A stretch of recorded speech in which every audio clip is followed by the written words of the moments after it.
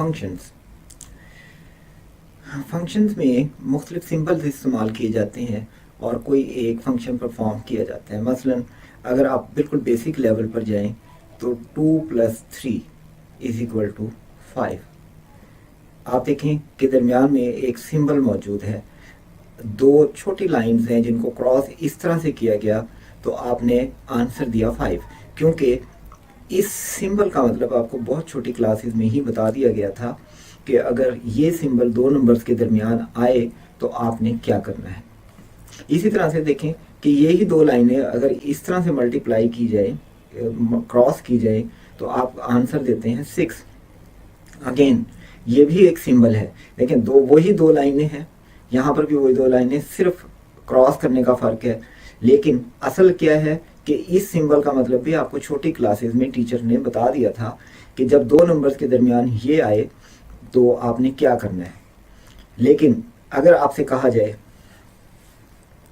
कि आप इसका आंसर दें तो आप नहीं दे सकते, क्योंकि आपको इस सिंबल का मतलब नहीं पता।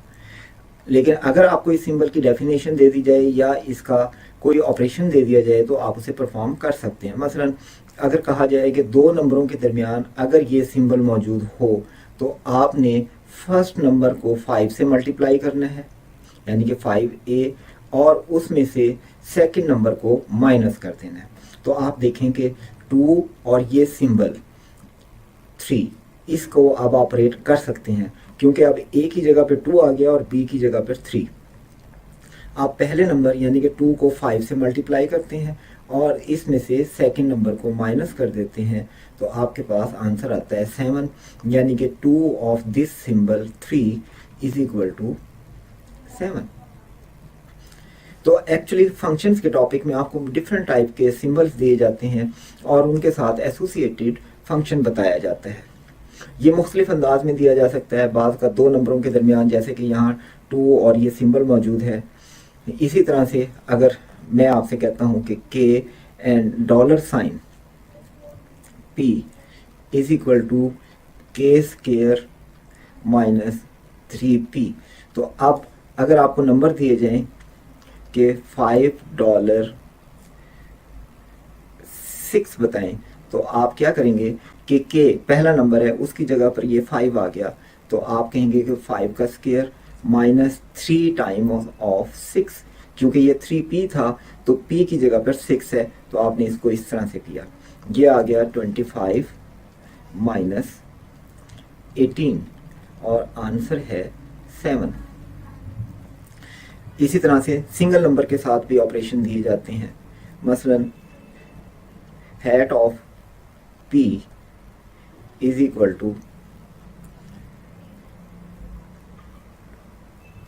p² - 2p।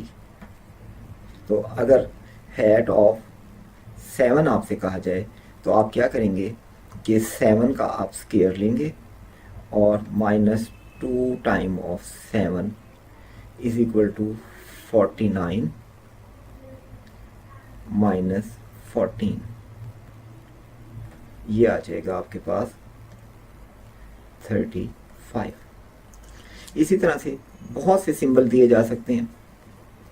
बाद का इस तरह के भी ऑपरेशन दिए जाते हैं कि एक बॉक्स है और उसके बीच में एक नंबर a मौजूद है और इसके इक्वल किया जाता है कि ये 5a - 3 है। अब अगर आपसे कहा जाए कि 7 ऑफ दिस बॉक्स, क्या आंसर आएगा, तो आप कहेंगे कि a की जगह 7 ले लें, -3, और ये हो जाएगा 35 - 3 यानी कि 32। अब देखते हैं कुछ एग्जांपल्स। मसलन अब ये एक एग्जांपल है, if at the rate of A number is obtained by subtracting 3 from 4 times the number. ये अब आपको स्टेटमेंट के टाइप के अंदर एक फंक्शन दिया गया है, यानी कि at the rate of any number is equal to 3 subtracting from 4। अब आपने इस स्टेटमेंट को ट्रांसलेट किया है और अब से फाइंड 3, यानी कि n की जगह पर 3 आ जाएगा कि आपने बताना है तो ये हो जाएगा 4 × 3 is equal to 12 minus 3 is equal to 9। Next example में hash of n is equal to n minus 5 का स्क्वायर प्लस 5। देन आपने ये बताना है, यानी कि hash of 3 multiplied by hash of 4। तो पहले हम हैश ऑफ 3 कैलकुलेट करते हैं। Hash of 3 is equal to 3 minus 5 whole square plus 5। ये इक्वल होता है -2 होल स्क्वायर प्लस 5, और -2 का स्क्वायर होगा 4 और ये प्लस 5, तो इसका आंसर आता है 9, यानी कि हैश ऑफ 3 9 के इक्वल है। फिर हम कैलकुलेट करते हैं hash of 4। Hash of 4 mean 4 minus 5 का square plus 5 is equal to -1 whole square plus 5 is equal to 1 plus 5 is equal to 6। अब यानी कि हैश 3 इंटू हैश 4। हैश 3 आता है 9 और हैश 4 है 6, तो hash 3 into hash 4 is equal to hash 3 is equal to 9 into hash 4 is equal to 6 and 9 6 54। इस example में हमें ये सिंबल दिया गया और उसके साथ n है, यानी कि फंक्शन हो गया 3n प्लस 2। तो हमने सिंबल 4 माइनस सिंबल 2 बताना है। तो इस सिंबल में हम पहले 4 को डालते हैं, तो ये हो जाएगा 3 into 4 plus 2 and this is equal to 12 plus 2 is equal to 14। फिर this symbol into 2 is equal to 3 into 2 plus 2, और ये इक्वल होगा 6 प्लस 2 इज इक्वल टू 8। अब हमने ये कैलकुलेट करना है, 4 2 symbol of 4 is equal to 14 minus symbol of 2 is 8, और आंसर आपके पास आता है 6। नेक्स्ट एग्जांपल में a static b is equal to 3a plus 2b and static 3 static 4 is equal to k static 5। Then what is k? देखिए function आपको ये दिया गया है, उसके बाद एक स्टेटमेंट दी गई है, और वो स्टेटमेंट है 3 static 4 is equal to k static 5, और हमने k की वैल्यू कैलकुलेट करनी है। k is equal to what? तो हम इसके ऊपर फंक्शन ऑपरेट करते हैं। 3 static 4 mean 3 into 3 plus 2 into 4। Function के मुताबिक पहले नंबर को 3 से मल्टीप्लाई करना है और दूसरे नंबर को 2 से मल्टीप्लाई करके ऐड करना है।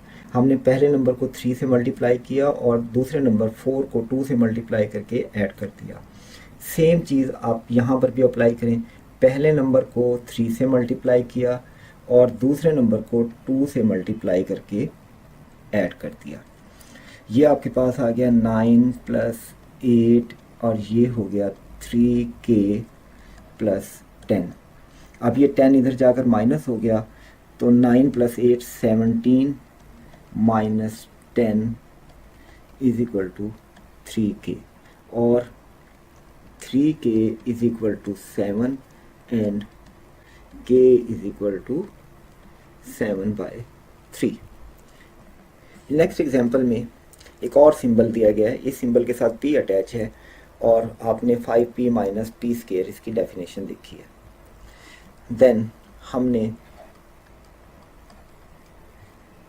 6 कैलकुलेट किया, तो ये आ जाता है 5 इंटू 6 माइनस 6 का स्क्वायर, और ये हो जाएगा 30 माइनस 36, और ये इक्वल है -6 के। फिर सिंबल इंटू 3 है और ये हो जाएगा 5 इंटू 3 माइनस 3 का square is equal to 15 minus 9, ये इक्वल होता है 6 के। अब आपने बताना है सिंबल 6 माइनस सिंबल 3, तो सिंबल 6 इक्वल आता है -6 के, फिर सिंबल 3 आता है 6 के, तो इसका आंसर होगा -12। अब इस क्वेश्चन में देखें कि ये डबल फंक्शन है, कि फंक्शन आपको ये दिया गया है और दूसरा फंक्शन आपको ये दिया गया है। अब यहाँ पर हमें फाइंड करना है composite function, function inside a function.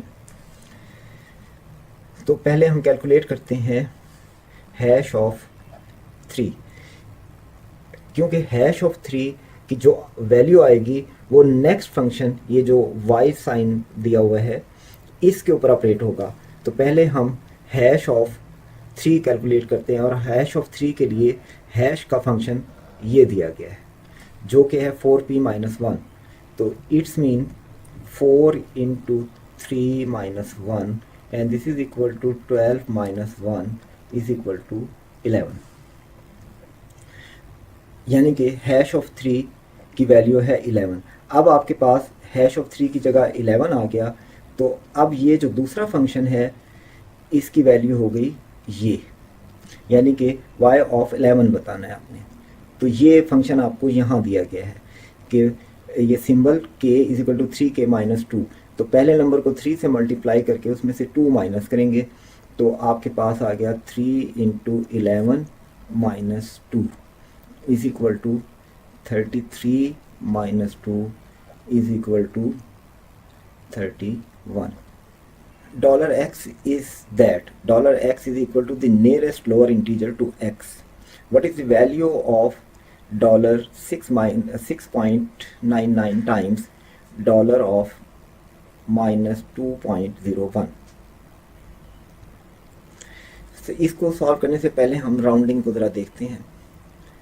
Nearest low integer, अब नॉर्मली ये होता है कि अगर आपसे कहा जाए कि 5.9 किसके इक्वल है तो आप कहेंगे कि this is nearly equal to 6, और अगर आपसे कहा जाए कि 5.1 किसके इक्वल है तो आप कहेंगे कि नियरली इक्वल टू 5।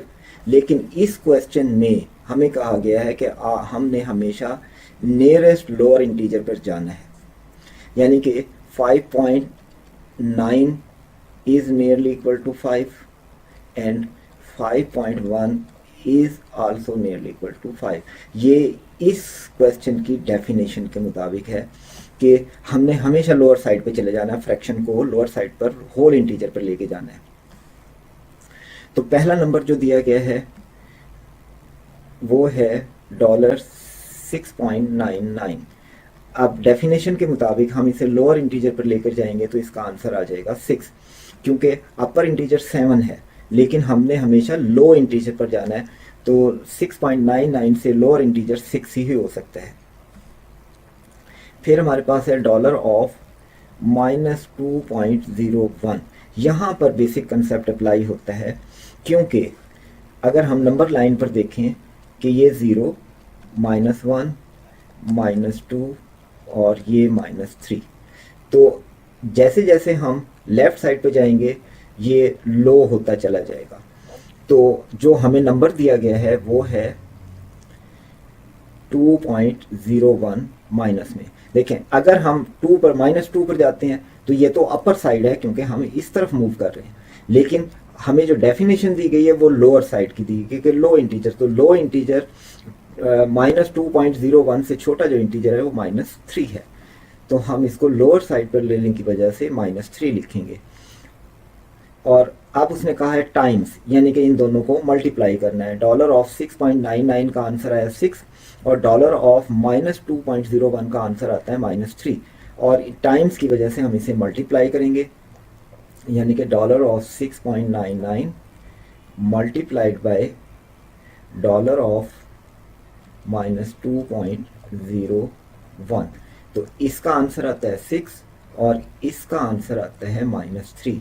जब हम इन दोनों को मल्टीप्लाई करेंगे तो आंसर होगा -18।